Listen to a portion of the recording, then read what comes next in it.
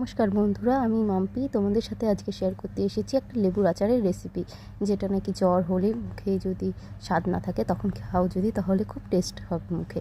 আমি এখানে লেবুগুলো চৌকো চৌকো করে কেটে নিয়েছি, দিয়ে দিলাম নুন, দিয়ে দিলাম একটা ভাজা মশলার মধ্যে আছে জিরে, পাঁচফোড়ন, শুকনো লঙ্কা আর একটু হলুদ দিয়ে সুন্দর করে মাখিয়ে এটাকে আমি একটু বরমের মধ্যে ভরে একটু রোদ্রে দিয়ে দিব। একদিন রোদ্রুর মধ্যে দিয়ে তারপরে এটার মধ্যে অ্যাড করতে হবে তেলটাকে অবশ্যই একটু গরম করে নিতে হবে। তেলটাকে একটু গরম করে নিয়ে ওটার মধ্যে দিয়ে 7-8 দিন রোদ্রু খাওয়ালেই আচারটা খাওয়ার জন্য একদিন রেডি হয়ে যাবে। আর এই মাখানোটা যত টেস্টি হবে, যত আর কি বেশি করে মাখাবে ডোলে ডোলে, অতটাই টেস্ট হবে আচারটা। তো আমাদের আচারটার লুকটা একবার দেখে নাও। একদিন পরে আমি তেল দিয়ে জাস্ট শুধু এটাকে রোদ্রে দিলাম।